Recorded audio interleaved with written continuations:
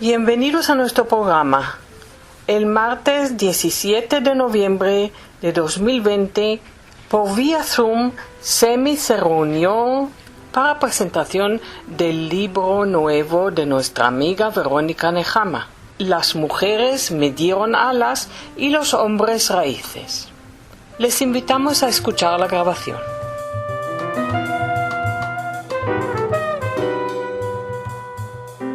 Tenemos la inmensa suerte de presentar hoy el segundo libro de nuestra amiga y compañera Verónica Nehama.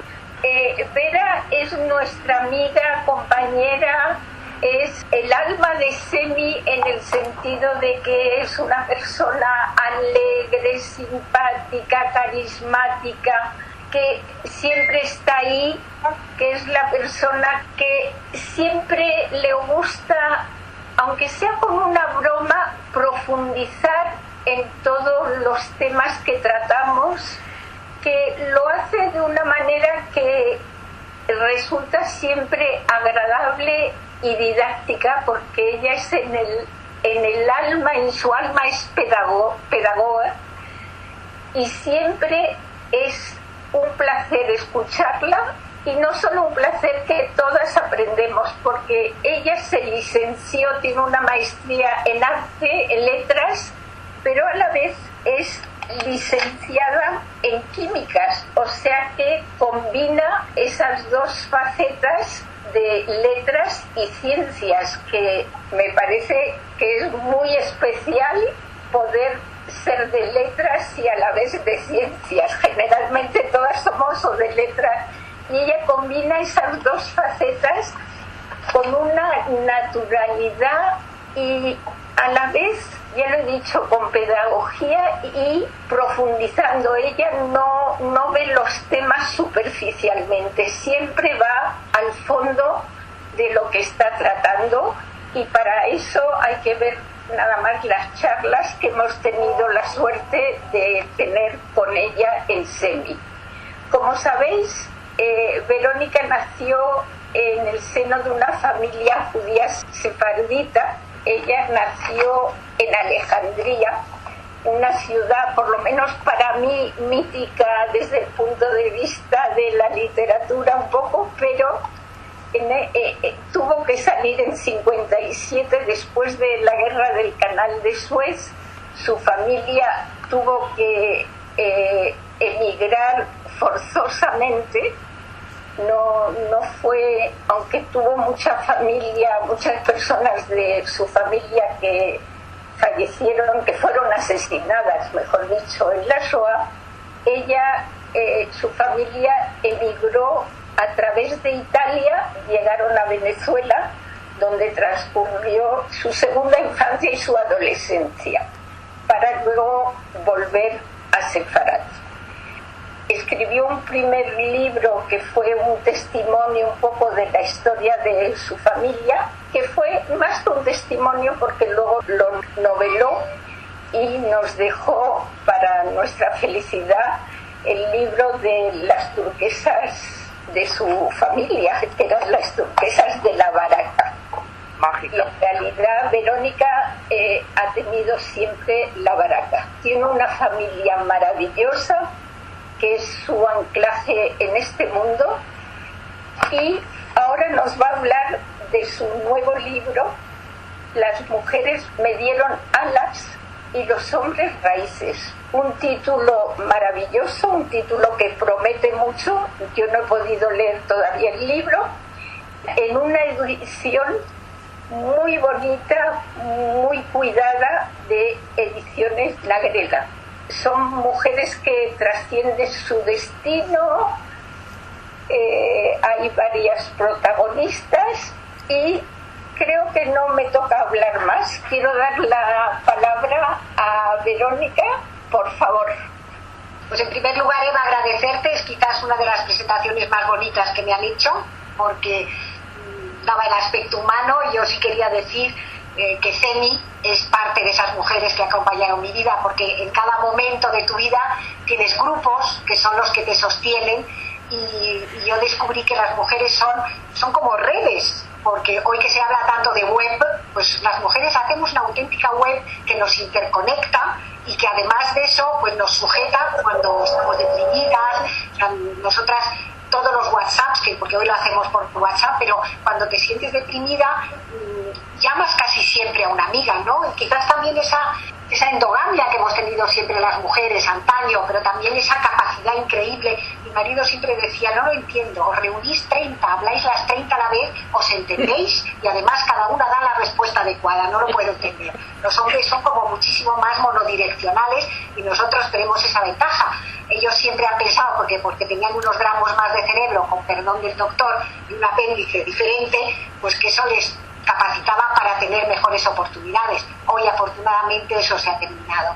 Entonces yo quería, al hablar como umbral de mi libro, decir que es muy curioso, pero el primer título que yo puse no fue Las mujeres me dieron alas, sino que yo empecé al revés, los hombres me dieron raíces y las mujeres alas. Y cuando decidí escribir a Susan, que aceptó leer el manuscrito, y la primera vez que nos vimos, creo que la primera y la única, porque después vino el COVID y no nos vimos más, pues me parece que fue a Rubén que se le ocurrió y no acababa, ¿no?, por el texto de cómo estaba estructurado, y se le ocurrió permutar las frases. Dijo, ¿por qué no ponemos primero Las mujeres me dieron alas? Y creo que fue un gran acierto, porque entre todos, entre los tres, después de barajar otros títulos, decidimos que el primero Las mujeres me dieron alas, pero porque obedecía mejor a la temática del libro, ¿no? Entonces aquí aprovecho para agradecerles, que verdaderamente ha sido un placer trabajar con ellos. Toda la correctora, que yo nunca había tenido una, me ayudó muchísimo. Susan y Rubén estaban siempre, sobre todo Susan, siempre pendiente. La portada, que mi nieta Blanca, mi nieta de 17 años, había hecho un dibujo precioso. Leer el manuscrito, ella dibuja muy bien, y bueno, pedí que lo incluyeran porque pensábamos ponerlos en la contraportada, pero como era tan colorista el dibujo, tampoco es que le dio mucho tiempo, estaba de exámenes, pero fue un dibujo que me llegó al alma. Y durante un tiempo pensamos incluso en una portada de pájaros, porque las alas sugieren pájaros. Pero también las mariposas me resultan muy atractivas porque tienen alas muy frágiles. Yo creo que esa fragilidad aparente de la mujer es también lo que nos caracteriza. Buscamos amparos, buscamos apoyos, buscamos ayudas, y además la mariposa, en cuanto le quitas el polvito de las alas, ya no puede volar. Entonces yo creo que esas redes que hacemos nos ayudan a tejer y a ampararnos y ayudarnos, y que no perdamos esa capacidad de juntarnos y de hacer tapices juntas en los cuales todas ponemos nuestras emociones. Pasando de que estoy mucho más contenta con el título y agradezco el trabajo ímprobo que han hecho en la editorial, porque se hizo todo virtual, o sea, es que no nos veíamos para nada. Creo que después de esa reunión no nos hemos vuelto a ver. Ayer que vi a Rubén en la grabación de Shalom, entonces era mucho más difícil el no tener un soporte, el no poder verte, el no poder firmar un contrato, el no poder tener la feria del libro, firmar, etcétera. Entonces lo que espero, porque ahora todo se hace, niños, ¿cómo se piden las cosas? Y todos responden por Amazon, debe decir por favor. Entonces, hemos perdido un referente sólido, pero yo sí espero que los libros de papel se sigan leyendo, porque yo creo que nada sustituye el peso, ¿no?, de tener un libro en las manos. El susurro de las páginas cuando las giramos, sería una pena, ¿no?, que al final acabáramos todo leyendo en el iPad, pero bueno, al final es importante. Entonces creo que el título sí refleja bien esos dos conceptos que yo quería dar en el libro, que es la liberación de las mujeres, sí, muy importante, que no estoy minimizando eso que ahora llaman el heteropatriarcado, que parece que solamente ha hecho cosas malas, pero creo que es un error estar todo el tiempo culpabilizando a nuestros hombres actuales y nuestros chicos, que son maravillosos, todas tenemos hijos y nietos que son un ejemplo. Pero no es minimizarlo. O sea, parece ahora mismo que las pertenencias solamente existen si eres contrario a algo. Os recuerdo ese chiste del judío en una isla desierta, que cuando le rescatan tiene 2 sinagogas, y le dicen, ¿por qué ese dispendio de energía inútil? Dice, porque a esa no voy. Entonces no es bueno tener una pertenencia por oposición a otros grupos. Yo creo que la pertenencia es una cosa y la conciliación, el aceptar la diversidad del mundo es otra. Y creo que es muy importante ese otro mensaje que yo quería dar en el libro, porque yo sí quiero que mis hijas y mis nietas disfruten de las ventajas que hemos conquistado las mujeres, pero no quiero que sea en detrimento de mis nietos o de mis hijos si no estuviera. Entonces, el volver a hacer el camino juntos, el buscar puntos de encuentro, esa conciliación y reconciliación, me parece muy importante en un mundo que lo único que está haciendo ahora es oposiciones. Los blancos contra los negros, los de derechas contra los de izquierda, eso sí. Los de... o sea, que es todo polarizar sentimientos, atizar rencores. Yo creo que eso es malo para la humanidad en general. Casi siempre es lo que se han perseguido son minorías, y los judíos lo sabemos bien, ¿no? Que hemos sido a lo largo de la historia vapuleados, perseguidos, asesinados. Pero que hoy enfrentemos a las dos mitades de la humanidad, mujeres contra hombres, y ya después dentro hagamos subgrupos, me parece un camino muy equivocado. La segunda cosa que yo quería destacar, lo he dejado por si acaso alguien no se podía conectar, es que aparte de una novela de liberación, que es verdad, y el hecho de haber puesto yo hombres en primer lugar demuestra que soy un producto de mi época, donde verdaderamente todo lo organizaban los padres, los abuelos, los maridos. El segundo mensaje era ese mensaje de justicia, porque yo creo que para los judíos la justicia está más enraizada en nuestro acervo cultural que casi a cualquier otra percepción, ¿no? O sea, el equilibrio. Y las mujeres hemos nacido en el costado, aunque la Biblia es un referente que te habla de igualdad, ni de la cabeza para que lo dominemos, y de los pies para que nos enseñen. Entonces, no es que esas prebendas que hemos tenido que conquistar no son un regalo, era un derecho de nacimiento, porque antes de ser hombres o mujeres todos somos seres humanos. También quería decir que yo para escribir no soy una escritora tardía, empecé con 60 años, que es casi el final de la vida para nuestros padres, y solo he escrito al cabo de 10 años otro libro, o sea que prolífica cero. Aunque yo sabéis que escribo a menudo, que me encanta y me meto en todas las conferencias y me gusta, escribo en la revista Salomón, pero no es lo mismo hacer un artículo, una conferencia, que te metes de lleno en lo que estás haciendo y luego carpetazo y vas a otras cosas, que meterte en un libro. Yo soy muy obsesa, reviso y releo, yo creo que lo he releído 100 o 110 veces y buscas el balanceo de las frases, luego hay anacronismos, te equivocas, cambias, en fin, es muy complicado. Yo necesito como una motivación muy especial para ponerme a escribir. La primera vez es porque descubrí la historia de mi familia asesinada en Auschwitz, cuando yo hasta los 59 años no me había enterado de nada, porque era la época en que mucha gente lo escondía, y era como una herencia, como un legado que yo tenía que hacer a mis hijas, y un poco un homenaje a los que habían muerto que no tenían descendientes. O sea, al final de la familia Benveniste, de la que ahora en el primer libro no queda nadie. O sea, queda mi tía, que ha cumplido en marzo 103 años, que va para 104 maravillosos, pero nadie más.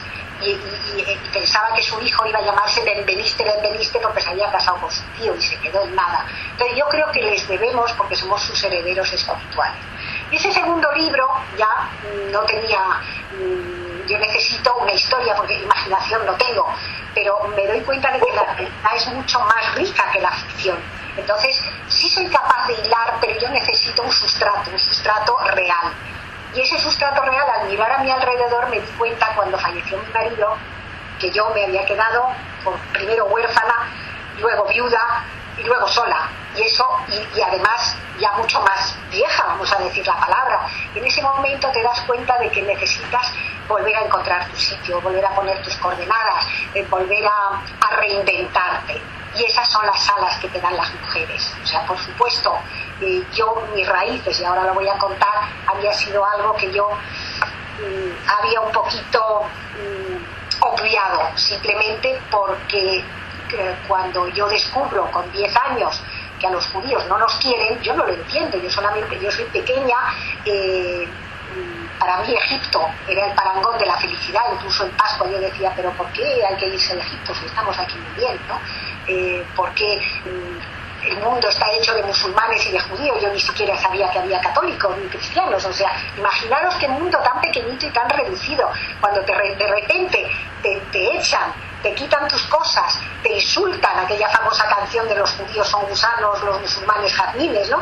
Y de repente yo descubro que hay otro mundo que es muchísimo más cruel, y sin llegar a los extremos de Irene Nemirovsky, que sabéis que me apasiona, yo decido que yo no quiero parecerme a esa gente a la que todo el mundo odia, porque en Italia éramos raros, en Francia éramos raros, y eso lo viví a lo largo de mi vida muchísimo.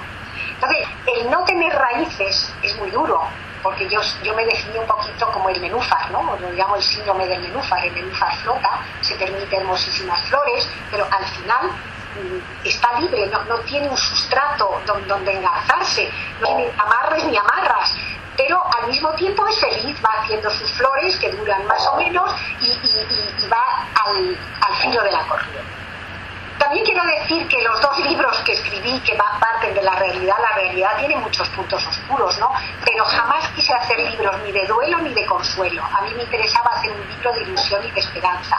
Y de hecho los 2 terminan con unos mensajes de esperanza, de superación.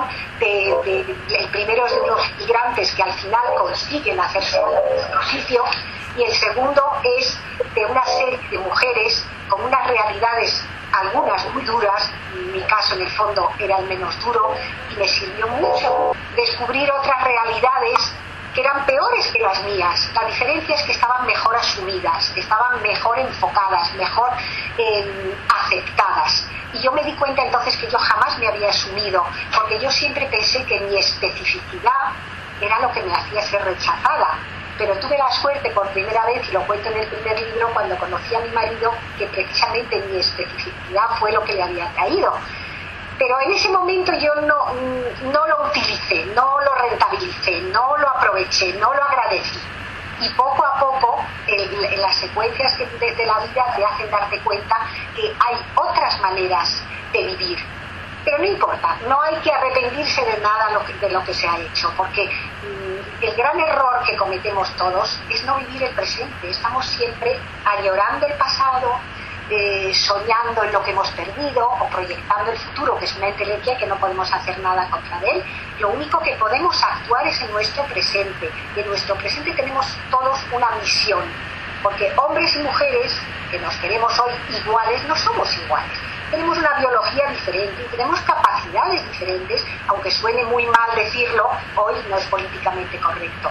Pero nosotras tenemos esa intuición, esa piná que tienen las mujeres, y ellos tienen la fuerza física, tienen otras, hay características masculinas y femeninas. Luego la biología, nos guste o no, nosotras nos quedamos embarazadas, nosotras parimos, nosotras amamantamos, que son una serie de hándicaps entre comillas y de vínculos que se forman diferentes. Entonces no es un desdoro decir que somos diferentes, pero en funciones, en roles, aunque hoy las mujeres pueden ser absolutamente directores de empresa y los hombres maravillosos gestores del hogar, hoy somos casi intercambiables en roles y en funciones, pero no lo somos ni en esencia ni en misión.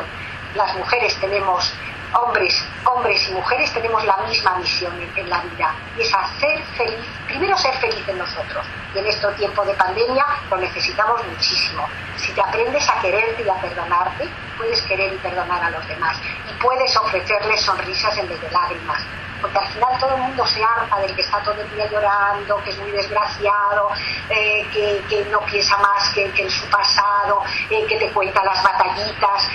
Y el otro día que estaba hablando con mi hermano el psiquiatra, me estaba contando, y le dije, ¿por qué tus recuerdos y los míos no son concordantes? Primero, él de Egipto no se acuerda de nada, le llevo 14 meses, que tampoco es muchísimo. Entonces si yo me fui con 10 años, él se fue con 9. No se acuerda de nada, o sea, ni de cómo era la casa, ni de yo me acuerdo del teléfono, de la dirección, de la disposición de los muebles, del nombre del club, y según escribiendo me iban volviendo. Pues él es como un tupido velo que como si no hubiese existido Egipto en su vida. Y entonces me estaba explicando, porque él es psiquiatra, dice que los recuerdos, incluso los pocos en los que concordábamos, de mi padre, que era un señor muy severo y que cuando hacías algo, desde luego no te daba un besito, no te decía, la próxima vez, cariño, no lo hagas, ¿no? O sea, yo me he llevado palizas hasta los 17 años porque me las merecía, ¿de acuerdo? Pero era otra forma de educar. Y entonces me explicó que los recuerdos se reinventan. Dice, tú crees que tus recuerdos son fidedignos y fiables, pero estos están pasados por el tamiz de tu cerebro, de tus circunstancias, de tu forma de ser y de la impresión que tú quieres dar a tu auditorio. Además, yo me he dado cuenta que soy una persona muy fantasiosa, no me invento, pero en el fondo son invenciones porque yo cuento que me caigo, lo cuento a lo mejor con más gracia, pero porque quiero suscitar algo. Pobrecita, la voy a acompañar, no la voy a dejar sola. Como yo conduzco, pues siempre tengo alguna amiga que me ha hecho de chofer y aquí hay varias. Entonces, es una forma, y además yo siempre he tenido a alguien que me ha sujetado. Mi padre, y pasé de los brazos de mi padre a los de mi marido y luego a los de mis hijas. O sea, yo como adulta soy muy inmadura, no me he asumido nunca. Y eso te demuestra que al final cuando tú cuentas cosas, las estás contando para suscitar en el otro una reacción que es interesada. Me dijo que los únicos recuerdos que son verdaderos y fiables son los recuerdos traumáticos. Cuando te ocurre algo muy gordo, se aloja en la amígdala, no se aloja en el córtex cerebral. Y entonces cuando tú lo reproduces es exacto, pero son solamente los recuerdos traumáticos. Entonces, por ejemplo, para mí ese trauma de Egipto, que lo tengo que reproducir tal y como yo lo viví, en la aduana y no sé qué, no sé cuánto, él decidió olvidarlo. No, es casi voluntario, yo decidí no volver a Egipto y olvidar el árabe. Pero también eso me causó un perjuicio del cual yo no me di cuenta en ese momento. El hecho de aislarme, de parapetarme, de arrancarme las raíces, de decir, bueno, yo quiero ser como todo el mundo. O sea, yo aprendí en química que semejante disuelve a semejante y el único que no se distingue es la gota de agua que está dentro del agua y tiene la misma densidad, las mismas propiedades físicas y químicas y nadie la nota. Yo odiaba ser notada en el fondo. Y por desgracia, ahí fuera, donde fuera, yo nunca encajaba en los perfiles, ni siquiera en gordura. Cuando estaba flaca se llevaban las gordas y ahora que estoy gorda se llevaban las flacas. O sea, no hay. Y claro, cuando yo empezaba y llegué a España, que es cuando yo me daba un poco cuenta de las cosas, entre que decía, ¿dónde has nacido? En la Alejandría. ¡Hala! ¿Cómo te llamas? Nehama Masai. Bueno, pues ya ni te cuento, el título me lo hicieron 2 veces porque la primera vez pusieron Nehaina Marvi y la segunda Nehama Masai.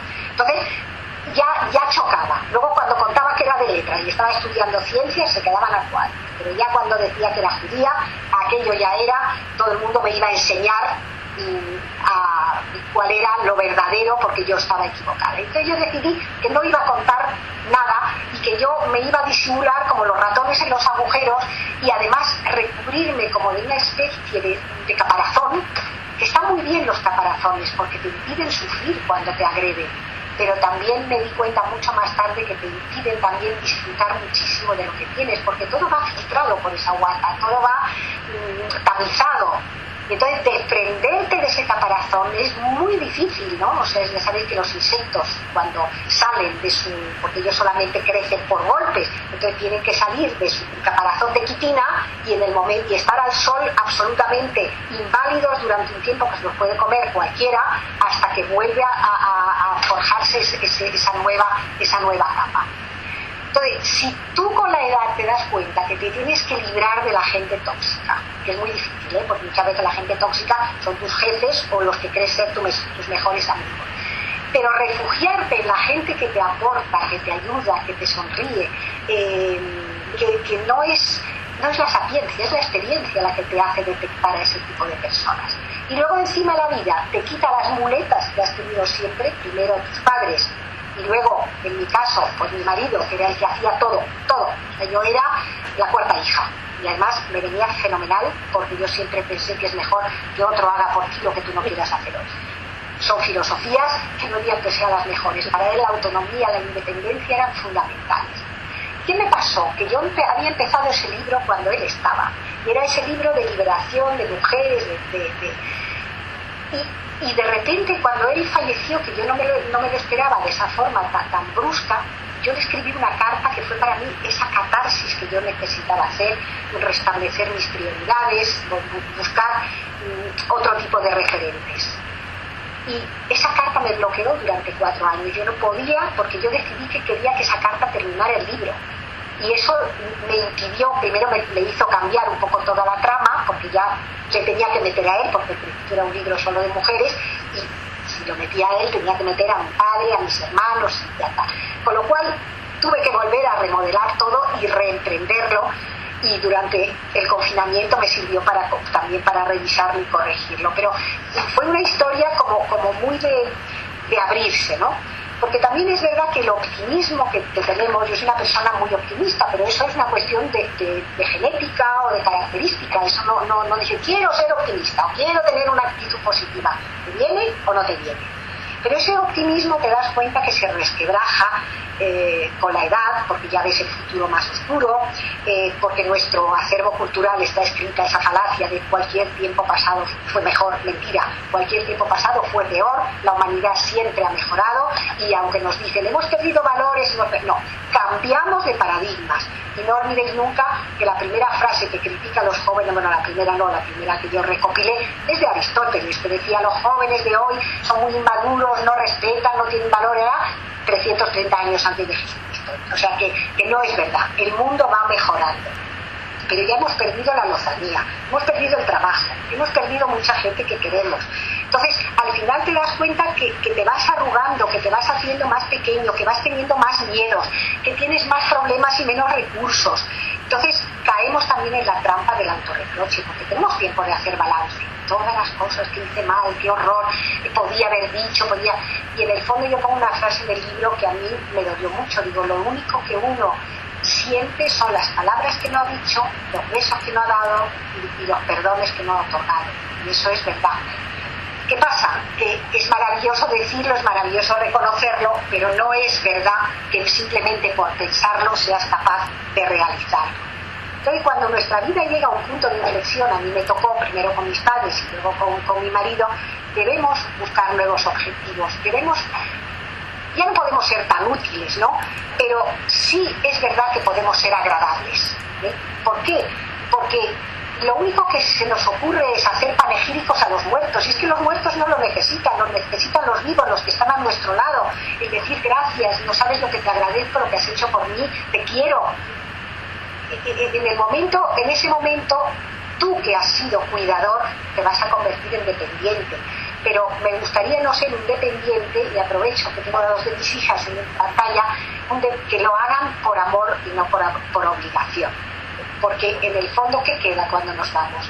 El amor que hemos sembrado, la empatía que hemos dado, el cariño que hemos dado, las herencias dinerarias, pues bien, nadie va a decir, uy, qué mal he heredado 1 millón de euros.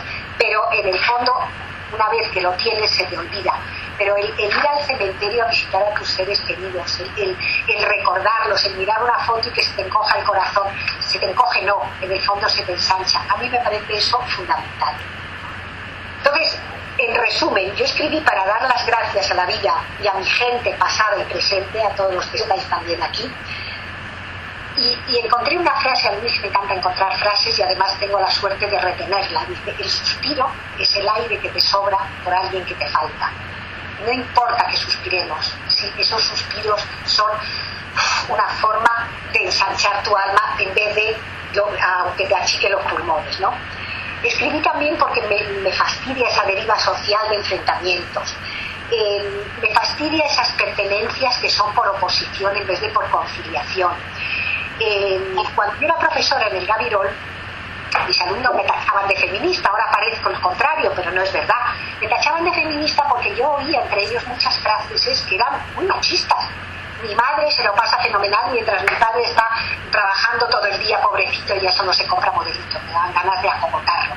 Entonces me di cuenta que ellos estaban repitiendo a lo mejor estereotipos que tenían en sus casas, y contra eso sí había que luchar. Pero contra los chicos de hoy, que son los hombres de hoy que se implican, hombre, hay de todo, o sea, yo estoy hablando en general, siempre hay casos en que...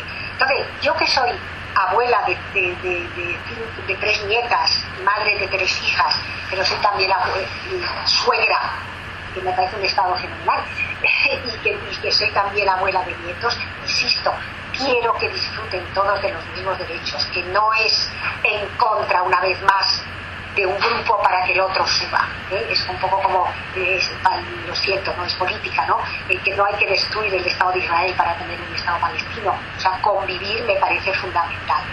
Escribí, insisto, porque mis coordenadas vitales habían cambiado y yo tenía que buscar un nuevo sitio. Escribí para hacer un examen de conciencia y buscar esa identidad que yo durante años había metido dentro de ese caparazón y había obviado. Y me di cuenta en un momento de que yo era una persona con una capacidad camaleónica tremenda. Eso de querer parecerme a todo el mundo y de agradar a todo el mundo, en el fondo te hace mucho daño. Mientras me ha servido, me ha parecido muy bien. Además, yo no podía actuar de otra manera. No tienes tiempo. Cuando eres joven, tú estás metido en un barco, el barco fluye con la corriente y no dices, uy, voy a retroceder o cambiar de rumbo. Tú fluyes, tú flotas, lo tienes ya bastante con mantenerte con la cabeza arriba. ¿Qué pasa? Que cuando ya te haces viejo, estás más solo, te pones a pensar. Te pones a pensar y te das cuenta, que recordé una frase que yo les decía mucho a mis alumnos, ¿no? Y que la dije en otro foro, y cuando me enfrentaban al profesor de judaísmo, yo les decía, la fe es un poco el microscopio que te permite ver lo que la razón no te muestra. Entonces, el tener esa fe en muchas cosas, puede ser en Dios, puede ser en la vida, puede ser en la gente que te rodea, el ser positivo, el creer que la gente no está aquí para fastidiarte, sino para ayudarte, pues es tan importante porque al final es una educación para nosotros, pero mediatiza mucho la educación que damos a nuestros hijos. El no dar a los chicos, ya sabéis que yo soy una entusiasta de la educación y me parece que es realmente lo que mueve el mundo, ¿no? Pero ahora que tenemos menos tiempo, tenemos que aprovecharlo mucho más, tenemos que soltar lastre, tenemos que ser más permisivos y tolerantes, porque el ser, permisivos con los nietos, con los hijos tenemos que seguir siendo, pero ya no tenemos que educar a nuestros hijos al cuadrado, y cuando nos hacemos abuelas, que la mayoría de nosotras aquí somos abuelas, nos damos cuenta de lo importante que es el aquí y el ahora, el poder amar sin restricciones. Para mí fue mi primer nieto romper el cordón umbilical con mis padres, dejar de sentirme hijas para sentirme por primera vez madre, que no abuela.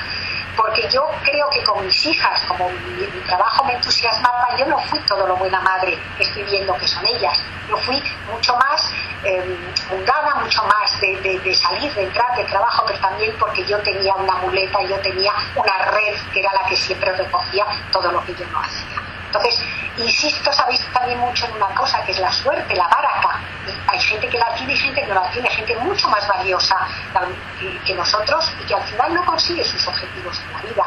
La suerte es algo que te toca o no te toca y que hay que dar todos los días, hincaos de rodillas, dar gracias a Dios por ella, ¿no? Para los que no han leído el libro, que son la mayoría, porque el libro ha llegado tarde y la distribución, insisto, ha sido un parto, lo siento por la editorial que ha tenido que hacerla, pero además me parece que la distribución va a ser fabulosa, perdonad. La novela consta de la vida de una serie de personas, de familias, y en ella hay 3 mujeres, que son 3 cuñadas, y una persona de servicio, digamos, que hace un poco de vínculo entre ellas. Indudablemente, y sobre todo para los que han leído Las princesas mágicas, porque una vez que pierdes el pudor con la primera novela, ya te atreves con más cosas. Una de las cuñadas, Virna, que se parece a Vera, se llama indudablemente a mí. Es una exiliada que se va de su país con 10 años, que descubre ese rechazo que despiertan los judíos y durante mucho tiempo se mimetiza con su ambiente, se integra e incluso se asimila, ¿no? Pero va a ser el amor por sus padres, esas ganas de mantener una serie de tradiciones que van a hacer que cambie ese paradigma. Al final, esa reunión de mujeres que a veces parece un aquelarre porque son no me acuerdo si puse los martes recordando a Celi, que se reúnen todos los martes, que se juntan y que van a hacer juntas un viaje iniciático, con lo cual hablo mucho de la España en la cual vivimos las 3, de cosas que a los jóvenes les parecerán alucinantes, ¿no? O sea, la forma de relacionarnos con nuestros amigos, de tener novio, de mentir a nuestros padres para sacar cosas, o sea, es tan diferente nuestro mundo y hace solamente 50 años que yo era joven, entonces no es la prehistoria, ¿no? También es un ejercicio de sororidad. La palabra sororidad es bastante nueva, pero se usa muchísimo, como hace unos meses, resiliencia, que va un poco como la fraternidad, pero es la sororidad, es esa confraternización entre mujeres que durante mucho tiempo hemos vivido en endogamia y nos ha permitido tejer esas redes de las cuales os hablamos, ¿no? Y además me vino muy bien porque descubrí que, como el libro no es autobiográfico, es personal, no están los nombres, se reconocen mucha gente, pero me permitió con las licencias literarias dotar a las personas que yo quería de más cualidades y a las que no me gustaban o que me habían hecho daño de algunos defectillos, y además así premiar y castigar, pero sin ejercer violencia, ¿no? Pero para mí era un poco restablecer el equilibrio de mi balanza personal. Tus filias y tus fobias muchas veces te las tienes que comer. Bueno, las filias las puedes mostrar, pero las fobias las tienes que disimular. Bueno, pues en el libro le doy caña a los que no me caían bien, ¿no? Dentro de todas estas, Emilia es mi heroína, es mi ejemplo, es una persona a la que yo jamás podré emular. Emilia existe. Emilia es la mamá de mis 2 sobrinas que tienen parálisis cerebral, y yo quise también hablar de esas 2 niñas que han sido verdaderamente un referente.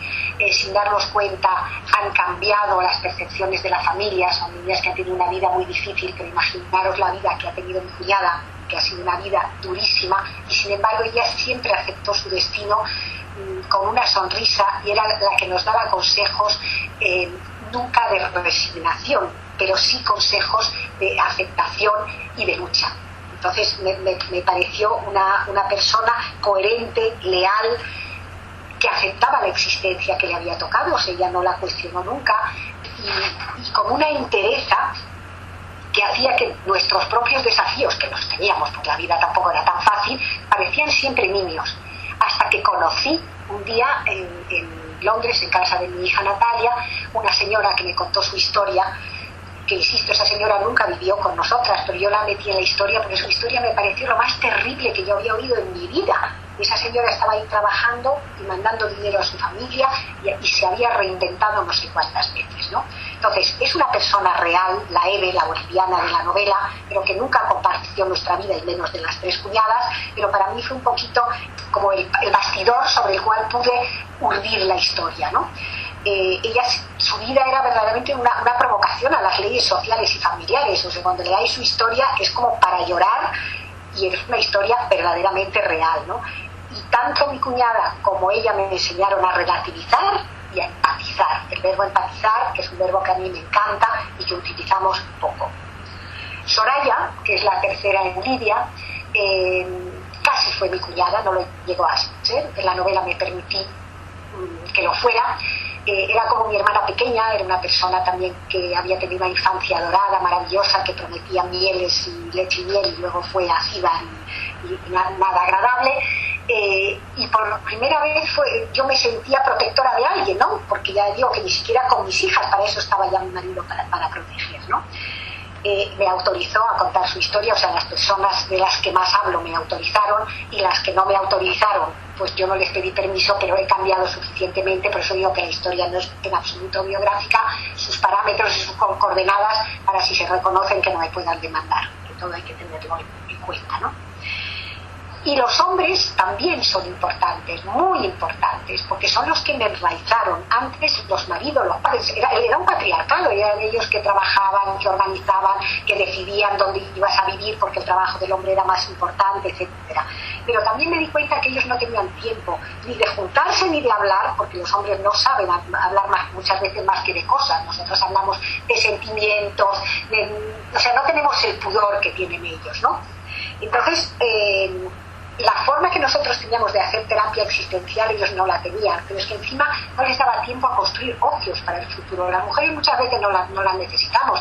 Nosotros tengo muchos grupos de amigas, muchas de las cuales estáis aquí, y nunca vamos con un propósito a las reuniones. De hecho, cuando una amiga que es Elizabeth intenta organizar alguna reunión con un propósito, al final nos vamos, no hemos hecho nada de esto.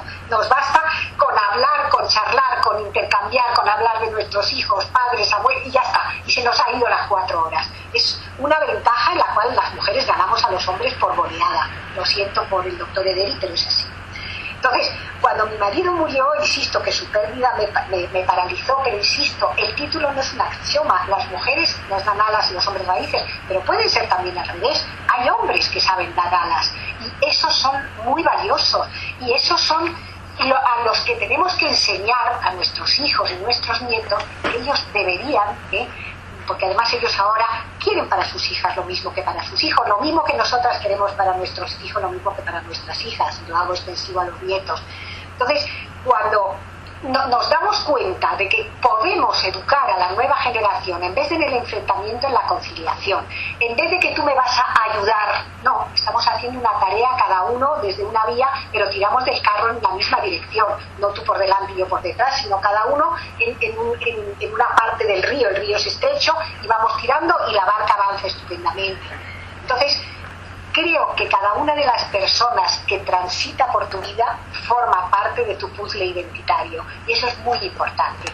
Los buenos y los malos, todo el mundo te ayuda, porque te ayuda a cambiar tus perspectivas, a mejorar tu forma de ver la vida, a corregir tus errores. Y está claro que somos todos el producto de genes y de circunstancias. Que las mujeres de mi vida estaban mucho más mediatizadas por sus padres, sus parejas, sus hijos, y hay que prepararle la mochila, este quiere las patatas redondas, el otro las quiere cuadradas, sí, pero yo me tengo que dividir y hacerla. Que no hay que ser superwoman, que no te quieren más porque lo hagas todo perfecto, te quieren más porque tú les quieres más, porque sonríes. Y es verdad que hay gente que le toca el papel ingrato de ser el que regaña, el que pone las cosas en su sitio. Otra frase que me viene mucho a la cabeza, y vuelvo a hablar una vez más de los consejos que me da mi marido, que no aproveché en absoluto en vida, pero me vuelven todos ahora que él ya no está, quizás porque cuando yo tenía las muletas, pues ni siquiera me daba cuenta, pero cuando ya no las tienes, aprendes a fabricarte tú unas nuevas. Entonces es muy importante darte cuenta de que tú eres capaz de ciertas cosas e incapaz de otras. Yo conducía fatal, yo quería conducir, y me perdía, y chocaba, y no salía del garaje porque me había comido la pared, en fin, cosas afortunadamente, gracias a Dios, no muy graves. Y él me decía siempre, ¿por qué no te dedicas a hacer lo que te sale bien? Que es reunir a la familia, hablar, hacer chistes, como ha dicho Eva al principio, dentro de mi inconsciencia, esa espontaneidad que a veces me hace meter la pata y decir cosas que no debo de decir. Pues no, yo quería hacer las mismas cosas que hacía él porque tenía envidia de esto que yo consideraba el pater familia y tal. Que es un error, que si cada uno de nosotros se dedica a su talento, será el mejor ser humano posible dentro de sus capacidades, porque el mundo tiene una variedad maravillosa, pero nosotros siempre nos fijamos solamente en ciertos sectores. Entonces, como resumen, yo creo que he llorado, he reído, he amado, me han querido, pero afortunadamente puedo conjugar todos esos verbos en presente, y a mí eso me parece muy importante. Haber vivido tu tiempo con luces y sombras, pero sobre todo tener confianza en el futuro, porque reitero, cualquier tiempo pasado fue peor, créanme. La humanidad, a pesar de lo horrible del COVID, de la globalización y el Soros que por lo menos está publicado hacernos la vida imposible, la humanidad encontrará nuevas formas de avanzar y de seguir adelante.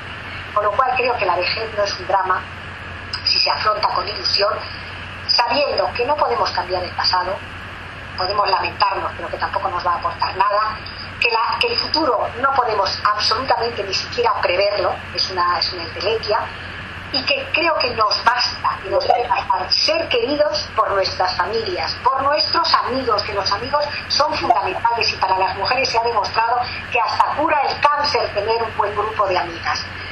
El agradecimiento que siento es lo que me procura felicidad. Creo que hoy lo más importante es ser felices y buscar la felicidad de los demás. En este momento de COVID, de pandemias, en que nos han privado de abrazos, de besos, de cercanías, de reuniones, es ley de vida.